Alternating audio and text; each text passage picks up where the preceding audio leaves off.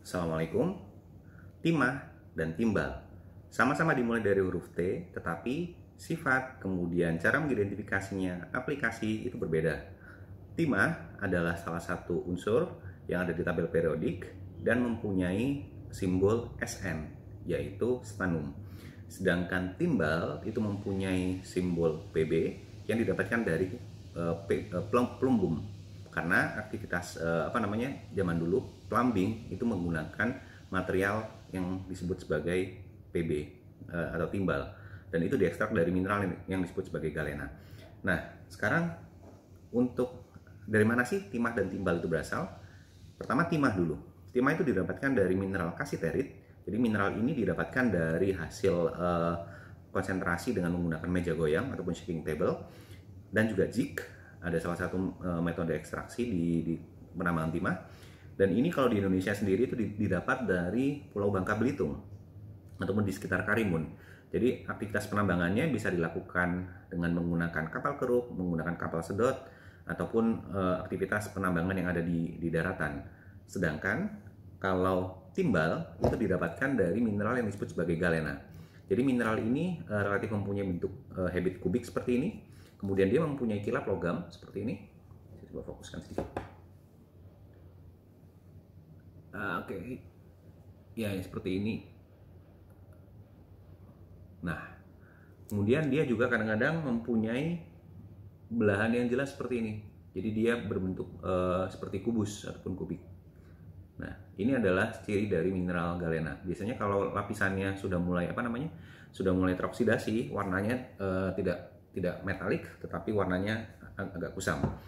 Nah, balik lagi ke kasiterit. Jadi ini kasiterit mempunyai rumus kimia SnO2, sedangkan galena itu mempunyai rumus kimia PbS. Dan densitasnya ini jauh lebih tinggi dibandingkan kasiterit. Walaupun sebenarnya sedikit lebih tinggi, bukan jauh lebih tinggi ya. Kemudian bagaimana kita bisa mengidentifikasi keduanya? Kita bisa goreskan galena dan juga kasiterit tersebut ke dalam papan gores. Di sini saya menggunakan pecahan bekas dari ubin. Galena akan memberikan warna hitam seperti ini. Sedangkan kasiterit, kalau kasusnya sudah seperti ini, kita bisa bubukkan dulu.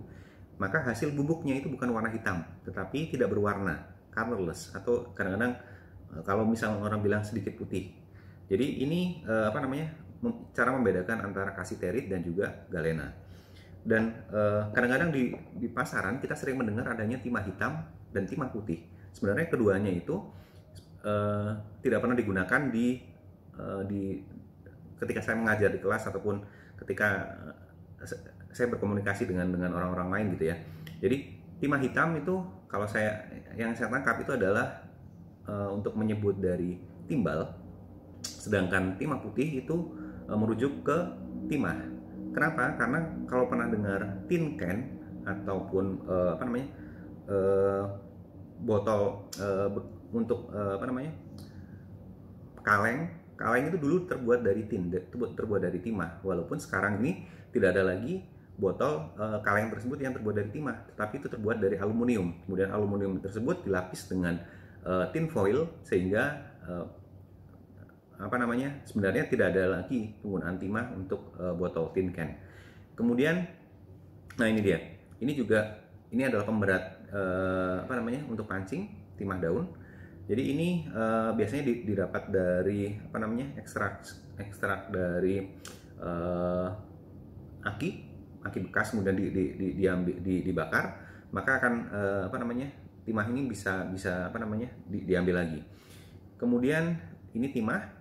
Nah, cara mengidentifikasi yang lain, kita bisa gunakan asam.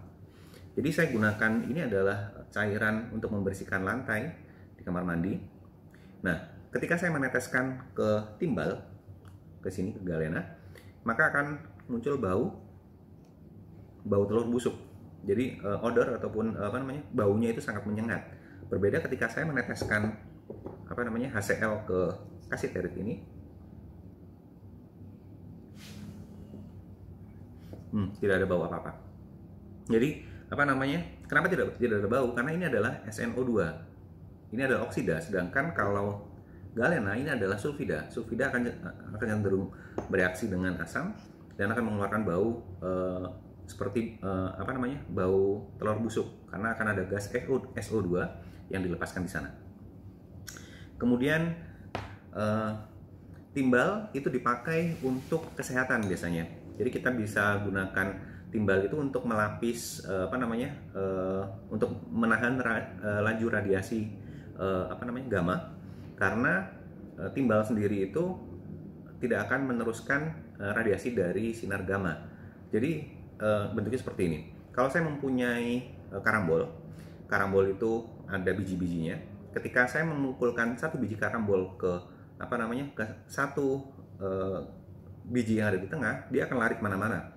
Tapi ketika saya mempunyai banyak biji karambol, kemudian saya coba pukul biji karambol tersebut, maka tidak akan ada perubahan dari biji karambol tersebut. Nah, seperti itulah analogi dari timbal ketika dia memblok radiasi gamma.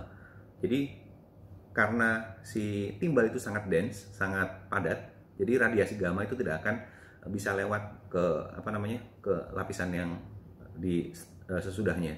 Jadi peralatan radiasi itu biasanya menggunakan timbal untuk menahan laju radiasi. Terima kasih. Assalamualaikum warahmatullahi wabarakatuh.